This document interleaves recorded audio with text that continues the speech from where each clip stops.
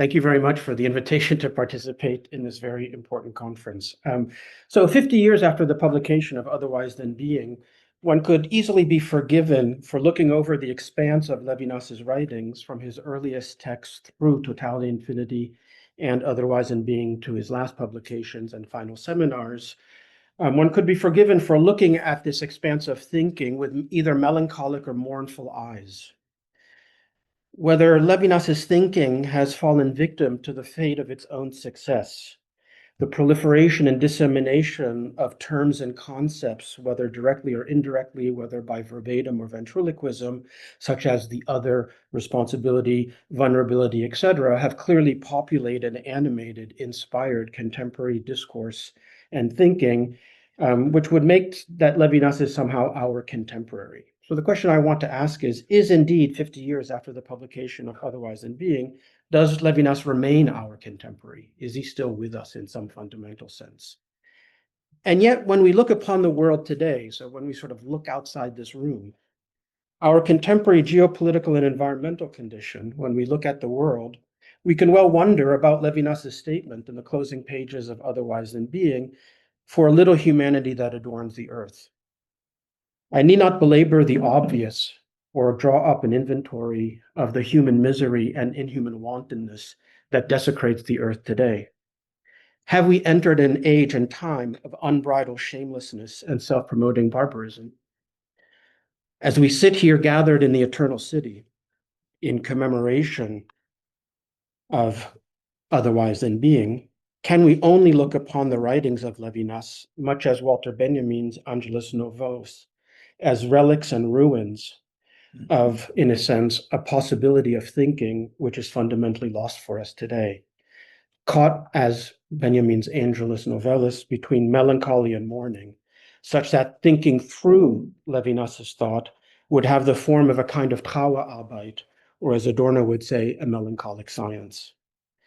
Given our contemporary world, one might easily be forgiven for looking upon Levinas's writings, despite its insistence on an ethical irreducibility of responsibility that, as Derrida's very nice image, as waves upon waves, that we can only look at this as somehow fundamentally anachronistic. Anachronistic in the sense that we might be witnessing the fundamental disappearance of the other in an age of barbarism that is defined by a kind of fundamental and irreducible irresponsibility, a kind of irresponsibilization of our society and indeed of our humanity, the effacement of any political traction and significance towards the immigrant, the hostage, the refugee, the homeless, the starving, the destitute as such that what we are presently witnessing is the absolute disappearance of the victim, which would define the victim absolutely. In this sense, the question is whether we can only look upon Levinas's thinking with a kind of melancholic eyes, mournful eyes. In other words, is Levinas still readable for us today if we think of Levinas's own book, Otherwise Than Being, as trying to adorn the earth with a little grace? The book is the attempt to give us that grace. If indeed Levinas is no longer readable, then we have entered a world in which there is no grace that adorns the earth. And in this sense, we would mourn for something called responsibility, which we never possessed, which never possessed us to begin with, and can only be a kind of fetishism for us today. Another way to put the question, and again, it's a question I cannot answer, the question I simply want to ask is our trauma that we are not traumatized enough by the good? And that is our trauma. Such that the question for us today would be not socialism or barbarism, but anarchism and barbarism, insofar one of the main and provocative claims of Levinas's Otherwise Than Thinking is the anarchy of the good. So it's in that context that I want to think through what does it mean that Levinas thinks of his philosophy, his ethical thinking, as a kind of anarchism. Of course, not anarchism in a political sense, as he says very clearly, but then in what sense? So the question would be anarchism or barbarism. That's where we are today. As Levinas writes at the end of chapter 5 of Otherwise Than Being, books have their fate, for they belong to a world they do not include. And in this sense, a book is interrupted discourse catching up with its own breath. In one sense, one could say that there is no better description of Levinas's own thinking and own book as precisely a book that is always interrupted, catching up with its own breath, precisely because it always belongs to a world which, on the one sense, it does not include, but on the other sense, precisely by not being included in this world, it is meant to transverse and disturb the world in which it doesn't seem to belong.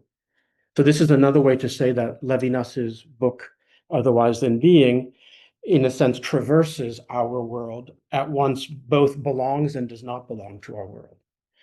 In this sense, we might say that the book is itself a position of exile. The book as exile, always caught between a past and a future in a kind of non-present, a kind of non-belonging, and has always sort of cast a shadow or a kind of haunting on any present in which we would think that somehow Levinas would be indeed readable and speak to us in today. So what I'd like to do now is, again, having just sort of set, in a sense, the cosmic significance of Levinas's thinking in the very specific situation in which we find ourselves here today in commemoration, thinking through this book.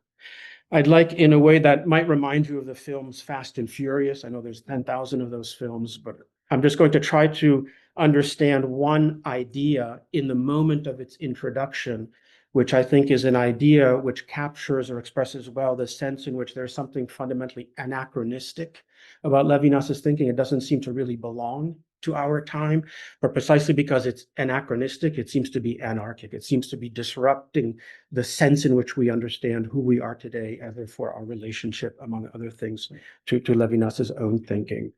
And that's going to be the moment in chapter 5, where Levinas introduces the notion of illiete and begins to develop this notion of l'infini, the infinite, and, if you permit this word, as a kind of placeholder for something we don't yet know how to think, God. So I'm interested in just thinking through the way in which, when Levinas first formulates and formalizes this notion of illiete in chapter 5, that Levinas does so with both a qualification, a linguistic qualification, and a philosophical caution. And so my remarks here, which are going to be somewhat fast and furious, is simply to think through, as a first gesture, as a first step, this linguistic qualification and this philosophical caution. So that's really just the first gesture to start thinking through this very strange idea, which is marked by a neologism, which is very difficult to think through. Indeed, it seems to be untranslatable into English, if indeed it makes any sense in French, which is il y était. So I'd like to begin with a very straightforward question before I remind you of both the linguistic qualification and the philosophical caution, and then gather some reflections on these two. The first straightforward question is, why does Otherwise Than Being move beyond chapter 4 on substitution? So why does the argument need another chapter at chapter 5? So why could the book not end with chapter 4, given that, as Levinas himself does at the beginning of chapter 5, he offers perhaps one of the best summaries of his own argument, of his own work, for the significance of the notion of substitution, as he writes right at the beginning of chapter 5, as if he's sort of concluding the book by saying, here is what I'm trying to say. He writes, I'll quote it in English, "This book has exposed the signification of subjectivity as the signification of my responsibility for what escapes my freedom." So it would seem that at the end of chapter 4, and indeed as confirmed at the beginning of chapter 5, one could have closed the book and said, I now understand what Levinas himself identifies as the germ, the source from which Otherwise Than Thinking sprang, which is chapter 4 on substitution, which, as you know, was originally given as a set of conferences. And this is where, again, where Levinas at the beginning of chapter 5 resumes the argument of his book, where he pronounces these very bold ideas that goodness, as he writes, in the subject is anarchy itself. And another quote, just to remind you, the subject is born in the beginninglessness of an anarchy and in the endlessness of an obligation, gloriously augmenting as though infinity came to pass in it. So the first thing I want to do is sort of propose some suggestions about what motivates the passage from chapter 4 to chapter 5, and therefore the formulation and introduction of the idea of l'infini il y était. As far as I can see, and Levinas sort of gives us these indications, there are at least 5 different motivations. So internally to the development of the argument, there are 5 motivations to move from chapter 4 to chapter 5.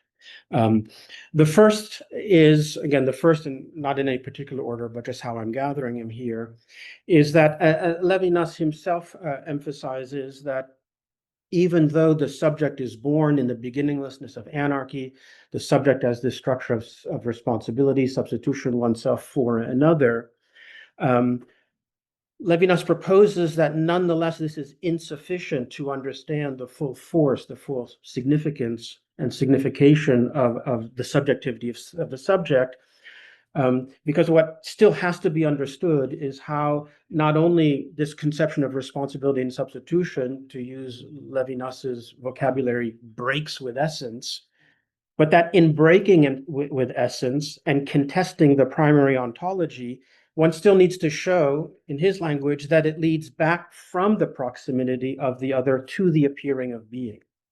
And this is something that I think Bettina adumbrated at the end, that the question of being still remains fundamental for Levinas in terms of, is there any justice to being? Is there any sense to being which is other than simply that there is being? I would call this the question of redemption. Is there anything that redeems the sense of being, which itself cannot be derived from purely the fact that there is?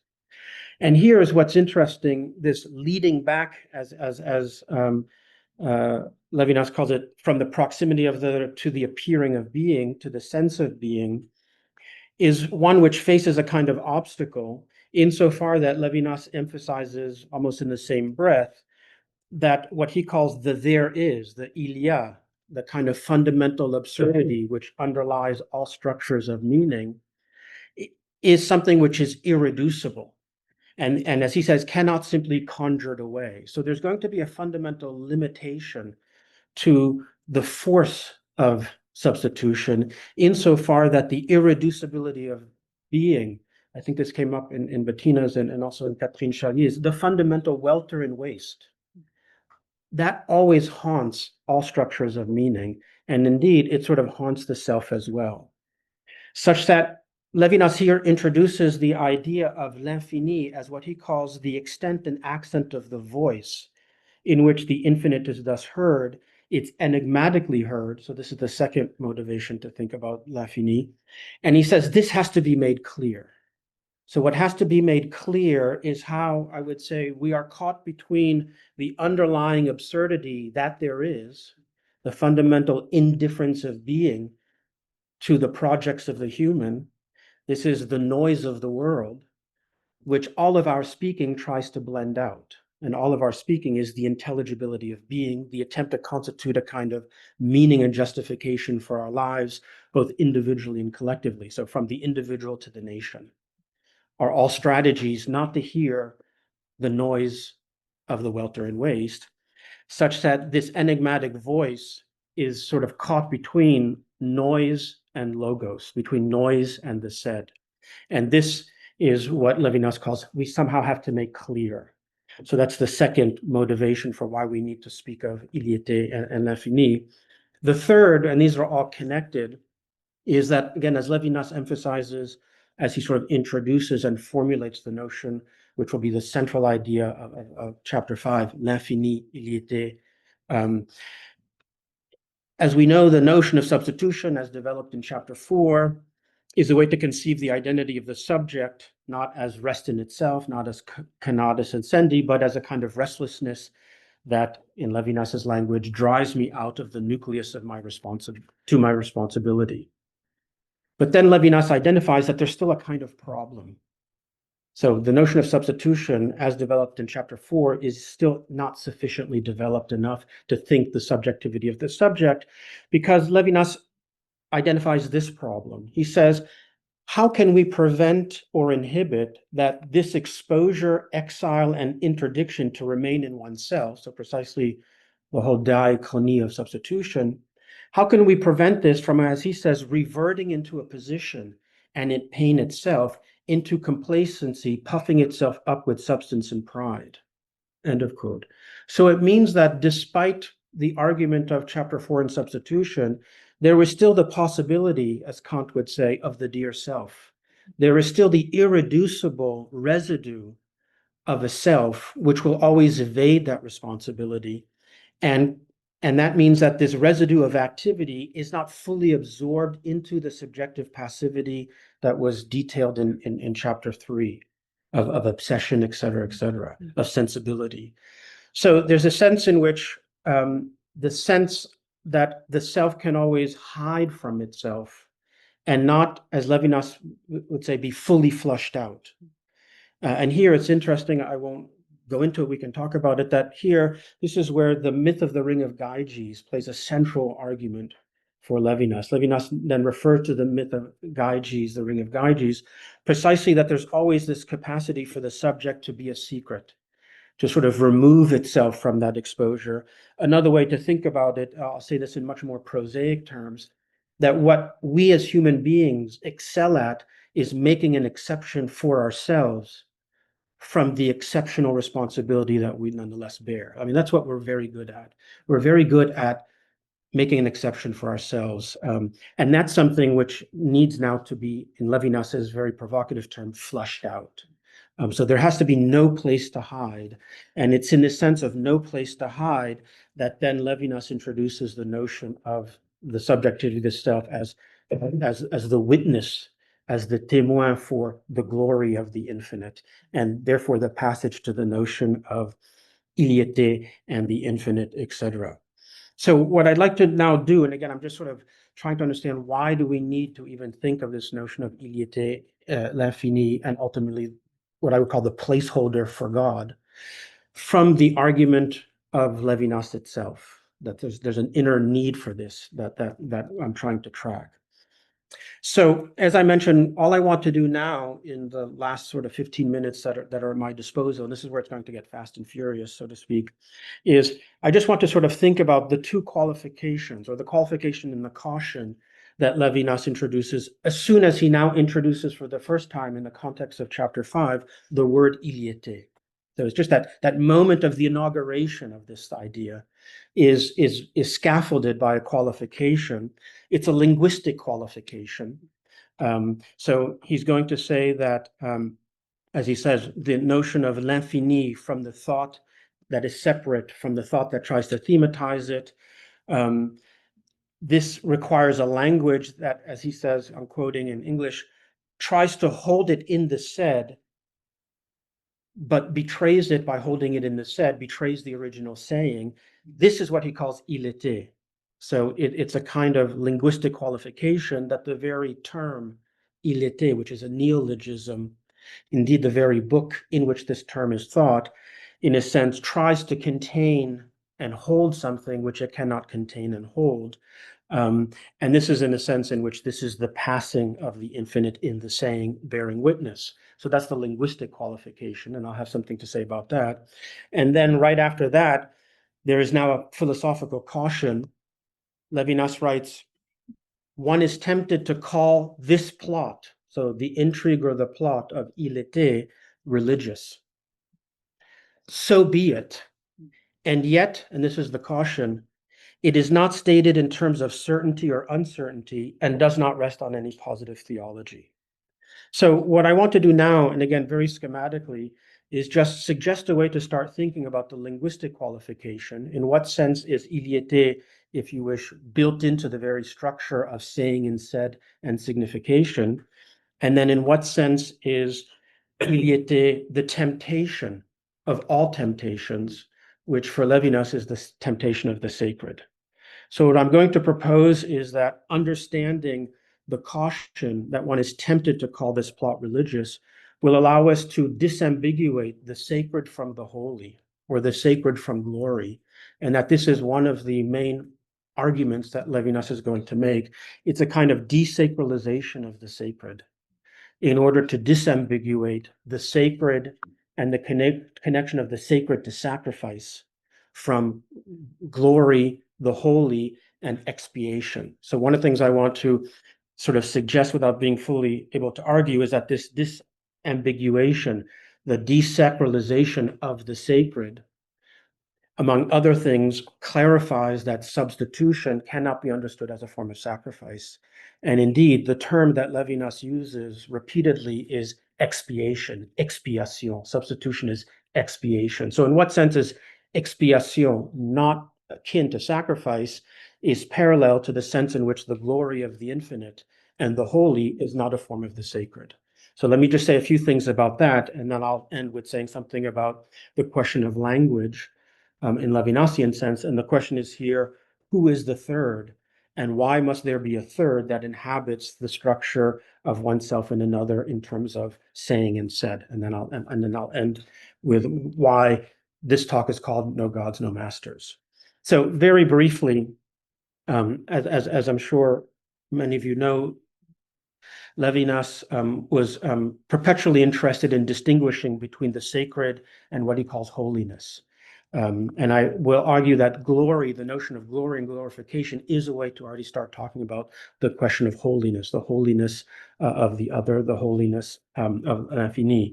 You may remember that Derrida in Adieu, in the text Adieu, recalls that Levinas, according to Derrida, once confided to him, quote, "You know, one often speaks of ethics to describe what I do, but what really interests me in the end is not ethics alone, but the holy, the holiness of the holy."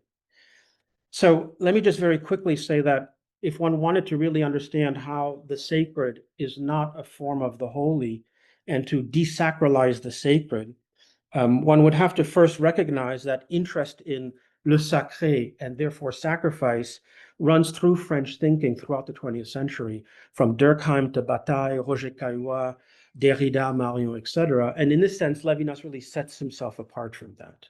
The problem is not sacrifice and the sacred, it's expiation and the holy. So just very briefly, I'll just take one example, and that's Georges Bataille.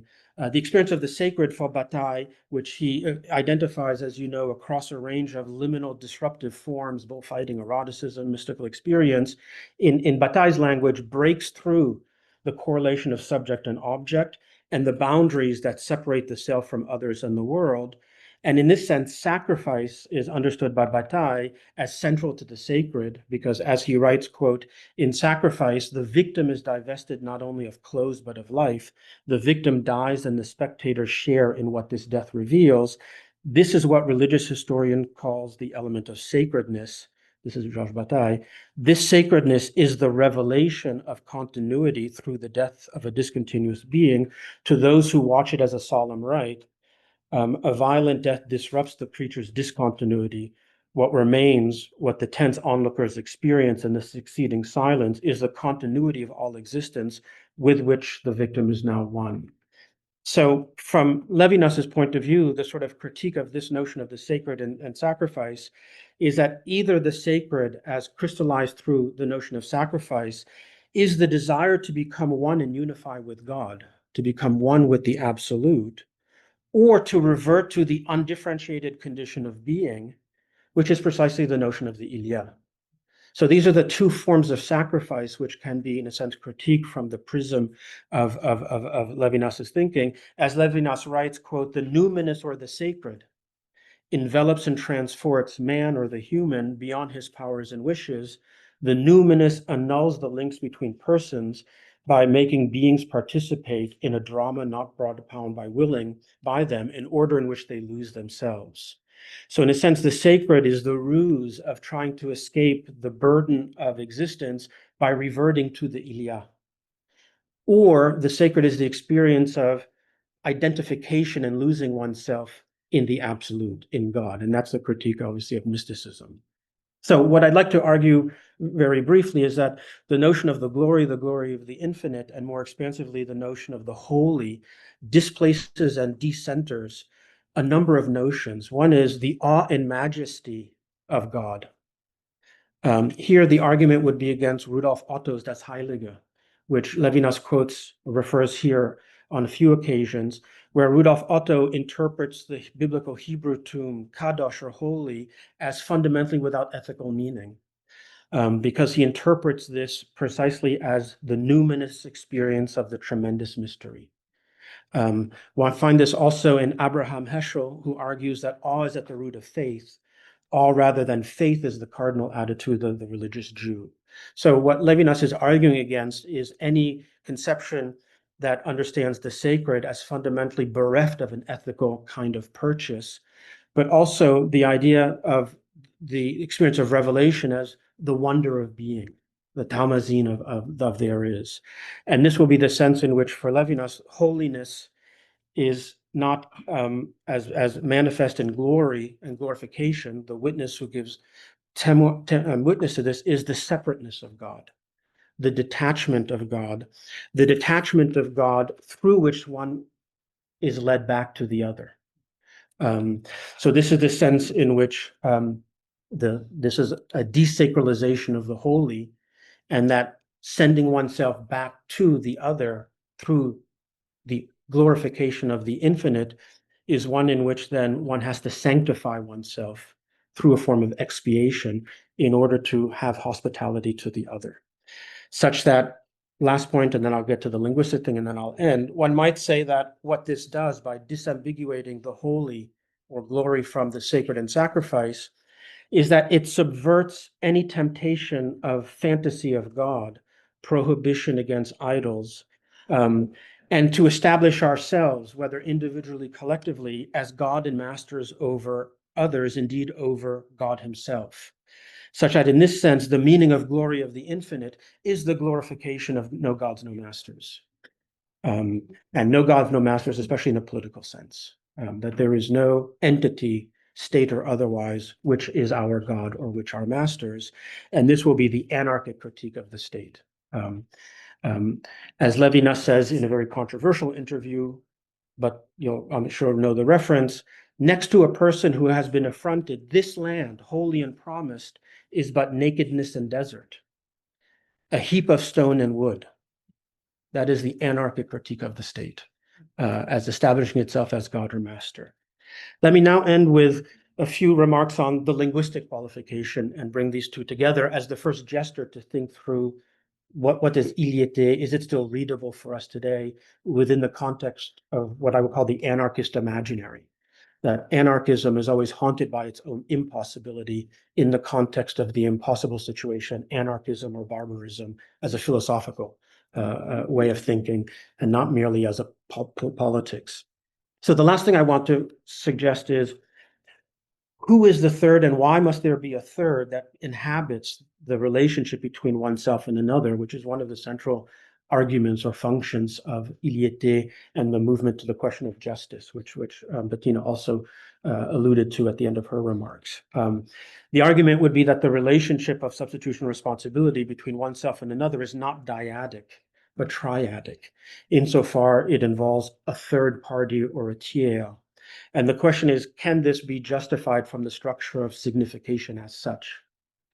Here, very briefly, I'd like to propose that the linguist Émile Benveniste, in a number of articles, has demonstrated that across different languages, the signification of a relation between I and you, which he thinks every human language articulates in different ways and forms, where the designation of the self by the speaker, me, here I am, along with the designation of the addressee, you, etc., always entails a designation of something outside the relationship between I and you. There's always a third, there's always an outside, yet nonetheless always implied in that relationship. So this signification of a relationship between separate and separable persons, I am, therefore you are, but I am not you, or conversely, you are, and therefore I am, but you are not me, always involves something else outside both of us, who is nonetheless implicated between us, but who is itself not a who. Interestingly enough, Benveniste suggests that it's Arab grammarians who understood this distinction accurately. I don't know Arabic, but according to Émile Benveniste, in Arabic grammar, the first person, I, is called the speaker. The second person, you, is called the addressee. But the third, he, she, is called the absent. Since this position is not situated at the same level as the other two, only the first two positions, I and you, are grammatical persons which are self-referential. I can refer to myself, you can refer to yourself. Both I and you belong to the present of Speech Act, and in this sense are accorded the label of person by grammarians, but he and she is a grammatical subject, but not a third person. So c'est pas une troisième personne, c'est un tiers. And this third person, he or she, does not obtain or exist through any self-referential postulation of existence implied in a speech act. It is, in a strictly grammatical sense, a grammatical subject, but not a grammatical person. Now, it's in this sense that Benveniste argues, and here I'm quoting him, that consciousness of self is only possible if it is experienced by contrast. I use I only when I'm speaking to someone who will be you in my address. And in this condition of dialogue that is constitutive of person, it implies that there is someone who witnesses this relationship. Now, this sense of who is this witness that witnesses every relationship, who is themselves not a person. As John Austin, you probably never thought you'd hear the word John Austin or reference to John Austin in Levinas conference, but John Austin has a really interesting discussion of performative speech acts and how to do things with words, where he looks at the examples of I swear, I promise, I do, I make a commitment, and argues that these are speech acts which display in all of its fullness the function of the I. The function of the I is always to testify not only to the being of the speaker, but to testify to some other, such that Austin proposes that the performative speech acts of this kind are not merely performative actualizations of what words designate the said. The verbal form I do, as in when you get married, enacts what is said, and in this sense says what is said. I do is not merely what is said, it is a saying.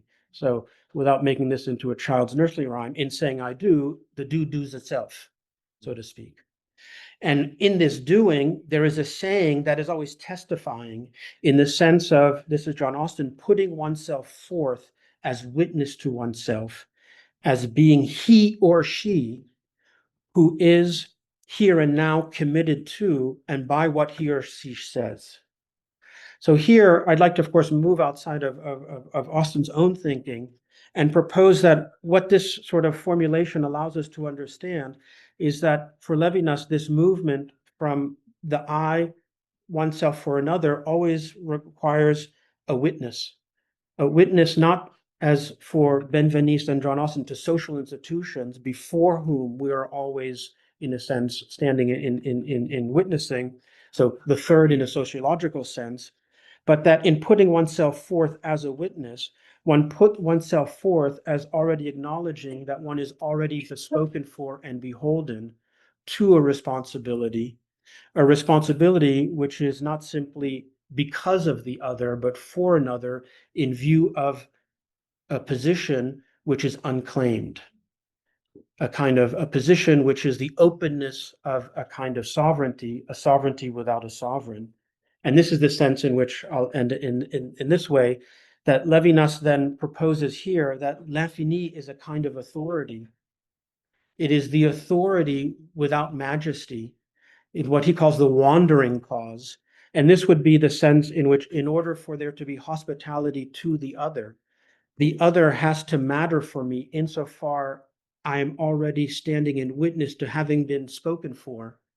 And this having been spoken for is the sense in which what it is to be a created being is not that I am just from others or dependent on others, from my biological parents, dependent on my culture, etc., but that I am first and foremost for another. So the sense of being created is I'm created for another. And this is the sense in which to enter into a relationship, if you wish, of responsibility is something that on the one hand, I'm always too late for vis-a-vis the other, but it's something in which I'm always, in a sense, in advance of myself. So I'm always, in a sense, too early for myself by recognizing that, in a sense, I am beholden, or in English, I would say that I am bespoken. And this is the sense in which I would take these two ideas and again suggest that iliété et l'infini is the empty placeholder of sovereignty that has to be left unoccupied in order to disrupt the tendency of establishing gods and masters on the earth, whether that is through idolatry or making America great again. And with that, I thank you for your attention.